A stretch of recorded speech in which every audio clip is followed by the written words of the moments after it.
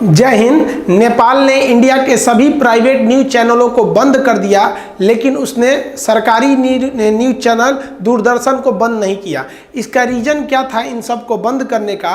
तो ये हमारी इंडियन मीडिया की ही गलती थी। देखिए, नेपाल और इंडिया के बीच में जब से टेंशन बढ़ रहे हैं, हम भी आपको हर पल पल की न्यूज़ आपको बताते रहते थे। हमारा जो सबसे ज़्यादा अगर कोई वीडियो देखा था तो वो नेपाल वाला ही इशू देखा था, उसको यूट्यूब से ज़्यादा लोगों ने फेसबुक पे भी देखा था। हम नेपाल के लगभग कई वीडियो बनाए, लेकिन किसी में हम डायरेक्ट किसी के पर्सनल रिलेशन पे भी हम बातें नहीं किए। लेकिन इंडियन मीडिया ने अपनी हद पार कर दिया। इंडियन मीडिया ये दिखाने लगा कि नेपाल के prime minister KP Sharma Oli honey trap हो गए हैं। हनी ट्रैप का मतलब कोई बड़े अधिकारी को कोई लड़की जब फंसा लेती है अपने चाल में और अपने हिसाब से काम कराने लगती है तो उसे हम हनी ट्रैप कहते हैं। ये इंडियन मीडिया का ये थंबनेल देखिए, ओली की इश्किया। अब ये बताइए, किसी देश के प्राइम मिनिस्टर के बारे में आप ये सब बोलेंगे? ये इंटरनेट पर कोई आम आदमी बोल देता है तो उसकी कोई वैल्यू नहीं रहती है, लेकिन एक नेशनल मीडिया, इतने बड़े देश की मीडिया अगर इस तरह की बात करेगी, वो भी बिना किसी प्रूफ की, तो ये सही नहीं है। ये बात सही है कि चाइनीज एम्बेसडर हाउ यानकी का प्रभाव बहुत ज़्यादा है।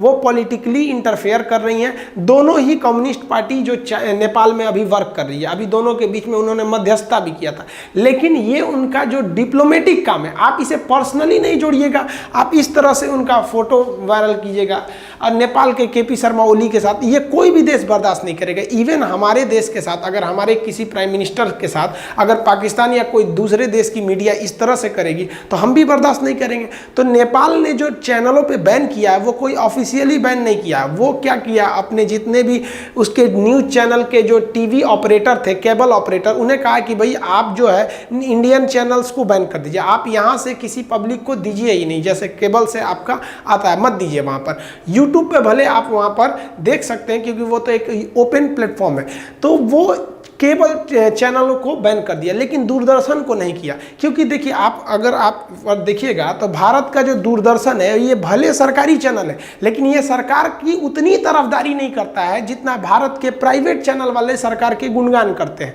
जबकि मीडिया का काम क्या होता है कि न्यूज़ दिखाना और सरकार का विरोध करना।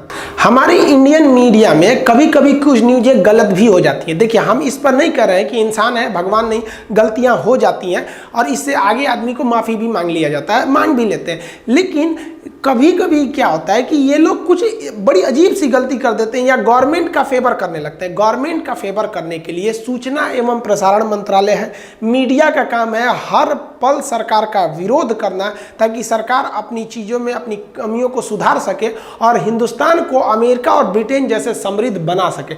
लेकिन फिर भी हमारे यहाँ कुछ गलतियाँ हुई जो हम आपको दिखाते हैं। ये हमारी बातें नहीं है, खुद इन लोगों ने बोला है। जैसे इनको आप पहचानते होंगे, ये दीपक चौरसिया, ये मोदी जी से पूछ रहे हैं आप पर्स रखते हैं बटुआ। आप बताइए, प्रधानमंत्री से बात करने का मौका बहुत कम लोगों को मिलता है। आप इसे वाहियात से सवाल पूछिएगा, पर्स रखते हैं कि नहीं रखते हैं।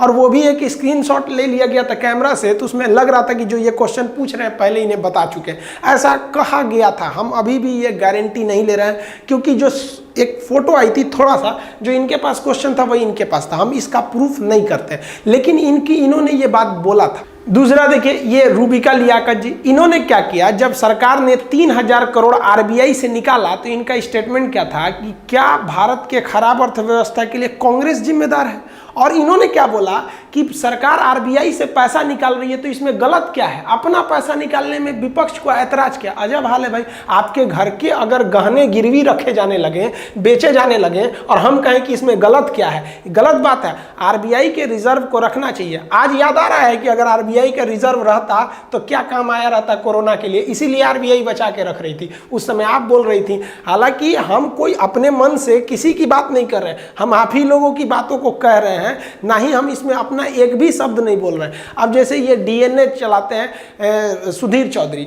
अब इन्होंने दिल्ली इलेक्शन के बाद क्या स्टेटमेंट दे दिया कि दिल्ली की जनता कामचोर है, मुफ्तखोर है, अगर पाकिस्तान के इमरान खान भी आके अगर वोट मांगेंगे फ्री में देके तो दे देंगे। मतलब इस तरह का स्टेटमेंट था इनका। तो ये इस तरह के स्टेटमेंट नहीं देना चाहिए। आपको पूरी देश सुनता है, हम कोई अपने मन से नहीं बोल रहे, इन्हीं का स्टेटमेंट था। जैसे पालघर का एक समस्या हुआ था। देखिए, पालघर के जो साधु थे बेचारे बेचारे निर्दोष साधु ये जा रहे थे, तब तक किसी ने अफवाह उड़ा दिया कि बच्चा चोरी करने आ रहे हैं। महाराष्ट्र के पालघर में लोगों ने खींच के इनको मॉब लिंचिंग में मार दिया भीड़ भाड़ में। बताइए कितनी गलत बात है। ये बेचारे निर्दोष साधुओं की जान ले लिया यहाँ पर। अब उस पर ये अर्नब गोस्वामी भाई साहब पे केस हो गया, हर राज्य में केस कर दिया कांग्रेस पर। ये ताली बजा के बोलने लगे कि कहाँ है इटली वाली सोनिया, चुप क्यों है। अरे भाई साहब, इटली वाली सोनिया यानी सोनिया गांधी कांग्रेस वाली, वो इस देश के सरकार में कौन सा हिस्सा है? क्या राष्ट्रपति हैं, प्रधानमंत्री हैं, कि पुलिस डिपार्टमेंट रखी है, कि न्यायालय है उनके पास? कुछ नहीं है अभी सरकार में, वो है नहीं। उनके बोलने या ना बोलने से फर्क क्या पड़ता है? वो आप कहिएगा उस तरह से तो प्रधानमंत्री भी चुप थे इस पर उस समय। लेकिन हाँ, ये मीडिया को इस तरह से नहीं बोलना चाहिए। आप सवाल उससे पूछिए जो पावर में है। अब आप हमसे पूछिएगा कि भारत की अर्थव्यवस्था काहे खराब हो रही है, भाई हमारे हाथ में कौन चीज है, हम क्या सुधार सकते हैं अर्थव्यवस्था?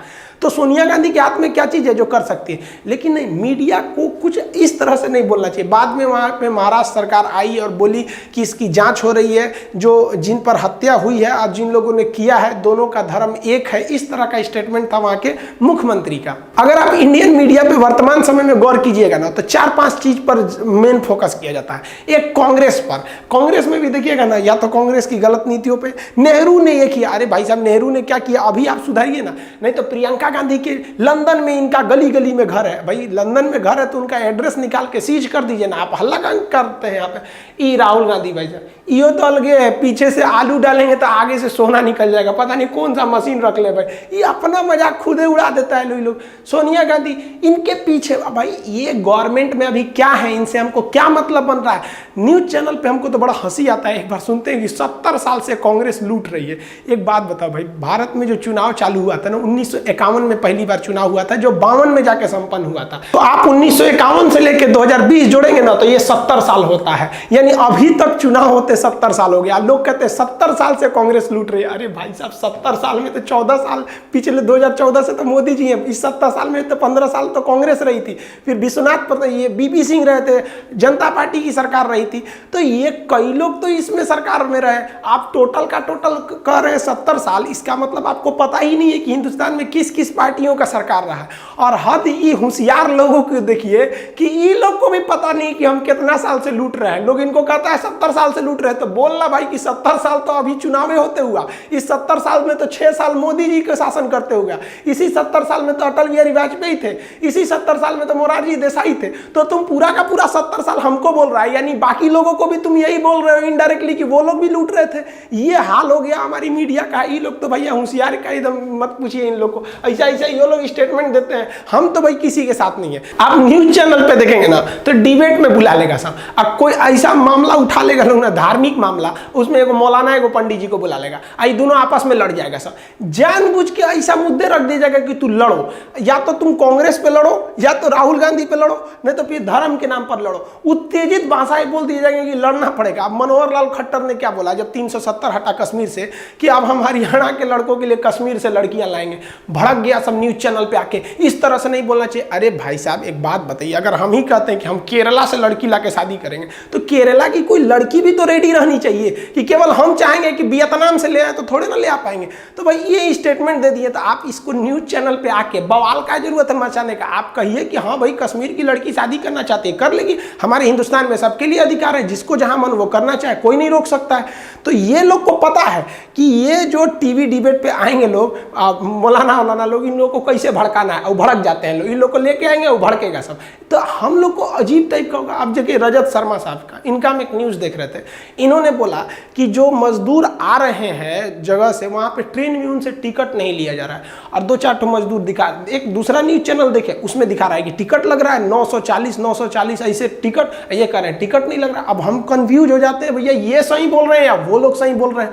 अब हम ये, आप भी सब न्यूज़ों को देखे होंगे, हम कोई अपने पास से न्यूज़ नहीं दे रहे हैं, जो चल रहा है हम उसी को बता रहे हैं। हम लोग की मीडिया में एक फालतू का चर्चा पाकिस्तान के ऊपर हो जाता है कि पाकिस्तान क्या कर रहा है, इमरान खान की सरकार जा रही है, पाकिस्तान के पास अर्थव्यवस्था नहीं है, पाकिस्तान बर्बाद होने। अरे भैया, हमको पाकिस्तान से क्या मतलब है? हम लोग पाकिस्तान में और हिंदुस्तान में उतना ही अंतर है जितना शेर और सुअर में अंतर होता है। पाकिस्तान के बारे में बात करना अपना समय की बर्बादी है। मीडिया इसको क्या लिए फेवर, इसको इतना इंपॉर्टेंस देते, किसी काम का नहीं। अब हम पीएचडी कर रहे हैं और हम कहें कि देखते हो, हम नर्सरी के लड़का के आगे ना एकदम, हमारे आगे नर्सरी का लड़का टिकेगा, क्लास 5 का लड़का टिकेगा। अजब हाल है भैया, हम पीएचडी हमारे आगे, हम अपनी तुलना करेंगे? हमको तुलना करना है तो बराबरी में करिए ना। तो हिंदुस्तान की तुलना अगर आप पाकिस्तान से कीजिएगा तो आपको तो हिंदुस्तान बहुत ज़्यादा डेवलप लगेगा। अरे हम चाहते हैं कि कब हमारी मीडिया ये करे कि हम अब ब्रिटेन की बराबरी खड़े होने लगे हैं, हम फ्रांस की बराबरी खड़े होने लगे हैं, हम अब अमेरिका से टक्कर लेने लगे हैं। कब हम ये सोचेंगे कि नहीं, हम लोग चीन को, हम लोग अब उसके बराबरी खड़े होने जा रहे हैं। कितना अच्छा लगेगा उस दिन जब हमारी मीडिया में इस बात पर डिबेट होगा कि जिस देश के हम गुलाम रहे थे, ब्रिटेन के हम गुलाम रहे थे, अब हम ब्रिटेन को पीछे छोड़कर उससे आगे बढ़ रहे हैं। तो इस सब पे चर्चा करने से कोई फायदा नहीं होता है। जबकि मेरे हिसाब से न्यूज चैनल पे ये चलना चाहिए कि हम एजुकेशन में कहाँ जा रहे हैं। आज शिक्षा का इतना स्तर गिर गया है यहाँ पर कि किसी की, कोई पढ़ा लिखा व्यक्ति या पैसे से संपन्न व्यक्ति की हिम्मत नहीं होगी कि अपने बच्चों को वो सरकारी स्कूल में भेज सके। जबकि सरकारी मास्टरों की सैलरी आप देखिएगा तो बहुत ज़्यादा रहती है। 50-60 हज़ार सैलरी पाने वाले प्राइमरी और मैट्रिक के जो टीचर्स हैं सरकारी में, वो उतने अच्छे से नहीं पढ़ा रहे हैं क्योंकि उनके ऊपर डरे नहीं है कोई किसी बात का नहीं।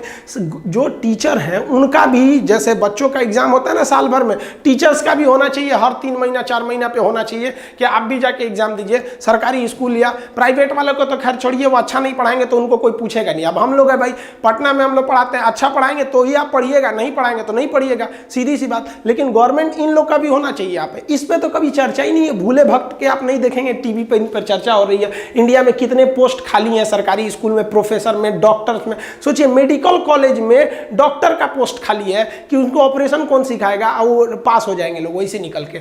आप देखेंगे इकोनॉमी, हमारी इकोनॉमी बर्बाद हो रही है। अभी तो खैर कोरोना है, इसकी चर्चा नहीं, लेकिन पीछे देखिएगा तो ये ज्यादा चर्चा नहीं होगा कि इकोनॉमी कैसे चौपट हो गई या हमारे देश में बेरोजगारी इतना भयानक क्यों है।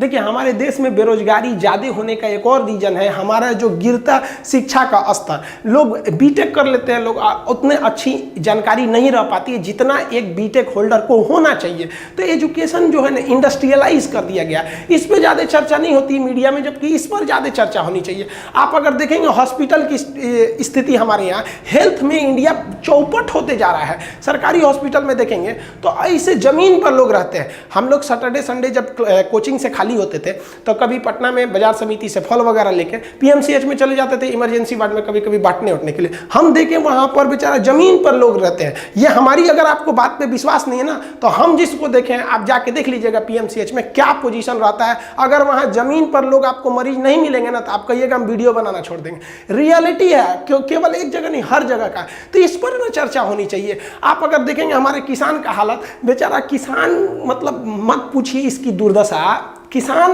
होना आज के समय में एक बंधुआ मजदूर है। मतलब अगर आप खेती करते हैं ना तो ना आपका कर्जा कटेगा और ना आपका पेट घटेगा। मतलब खा पी के बस जीवन जी सकते हैं, मतलब जिंदगी को धकिया सकते हैं, जी नहीं सकते। बेचारा 10,000 लगाएगा तो 12,000 का फसल निकलेगा, 15,000 का फसल निकलेगा। अगर आप किसान की लागत और उसकी मेहनत जोड़ देंगे ना तो हिंदुस्तान का हर एक किसान घाटे में जा रहा है। आप किसान को फायदा कब सोचते हैं? जब आप उसकी मेहनत को निकाल देते हैं। 10,000 का बिया डाला और 25,000 का पैदावार हो गया, आप जोड़े कि उसमें कितना पानी दिया, 4 महीने तक कितना उसमें मेहनत किया। ये सब चौपट हो रहा है। तो गवर्नमेंट को इस पर सोचना चाहिए कि किसानों को क्या तरीका दे। अब पता चलता है प्याज हो गया महंगा, अगली बार सारा किसान प्याज बो देगा, प्याज सस्ता हो जाएगा। तो गवर्नमेंट को भी एक स्कीम होना चाहिए, उसको भी बताना चाहिए मीडिया के थ्रू कि भैया आप बिहार के 10 जिले, उत्तर प्रदेश के ये जिले, मध्य प्रदेश के, आप लोग प्याज बो सकते हैं या ये सब बोल। एक स्ट्रेटजी, एक प्लानिंग की तरह होना चाहिए कि हमारे यहाँ जो पैदावार हो रहे हैं वो एक बैलेंस वे में हो। आखिर किसान को पता कैसे चलेगा कि बाकी के किसान क्या उत्पादित कर रहे हैं? तो एक बैलेंस, एक प्लेटफॉर्म होना चाहिए। लेकिन नहीं, हमारे यहाँ मीडिया में उल्टे सीधे चर्चा होती है। हम सारे मीडिया को गलत नहीं कर रहे हैं और ना ही हम सारी मीडिया को सही कर रहे हैं। हमने जो भी बताया आपको अभी जो मीडिया में क्या चीज़ है, हम कोई भी बात अपने मन से नहीं बोले, हम सुने हैं तो ही बोल रहे हैं। एक एक लोगों का स्टेटमेंट, अगर आप लोग को या भाई हमारी बात बुरी लगी हो तो सॉरी आप लोग, लेकिन आप ही लोग का ये स्टेटमेंट था। हो सकता है कि हम गलत भी हों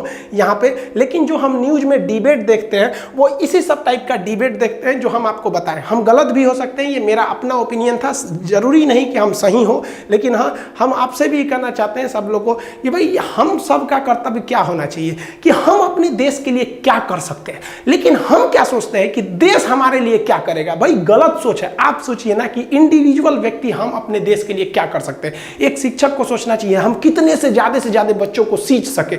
एक किसान को सोचना चाहिए कैसे उत्पादित कर सके पैदावार को। हमारे हिसाब से तो भैया देशभक्ति का ज्यादातर काम एक फौज करती है, किसान करते हैं। इन लोगों पे तो सवाल ही नहीं होता है भैया वो डट के खड़े हैं तो हम बचे हैं, और किसान डट के उत्पादन कर रहा है तो हम जी खा रहे हैं। डॉक्टर्स अभी पूरी तरह से कोरोना को रोके हैं, पुलिस ने भी बहुत बेहतरीन काम किया, लेकिन हम सबको सोचना चाहिए कि हम क्या कर रहे हैं देश के लिए। और इसमें मीडिया को चाहिए कि हमारी कमियों को उजागर करें।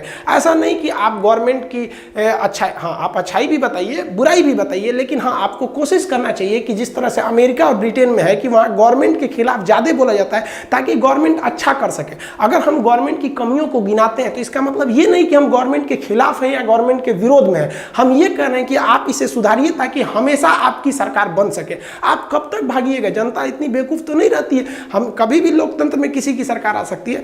हाँ लेकिन जो इंडियन मीडिया ने नेपाल में किया वो इस तरह का स्टेटमेंट नहीं देना चाहिए। आपको किसी के पर्सनल बातों को बिना एविडेंस से नहीं बोलना चाहिए। अब इंडिया ने एक और मौका गंवा दिया। अब केपी शर्मा ओली कुछ भी करेंगे तो इंडियन मीडिया वहाँ पर कुछ नहीं दिखा पाएगी। दूरदर्शन के सिवा और कोई नई न्यूज़ चैनल वहाँ पर उतना नहीं चल पाएगा। आगे क्या अपडेट आएगा मिलेंगे नेक्स्ट वीडियो में, तब तक के लिए जय हिंद।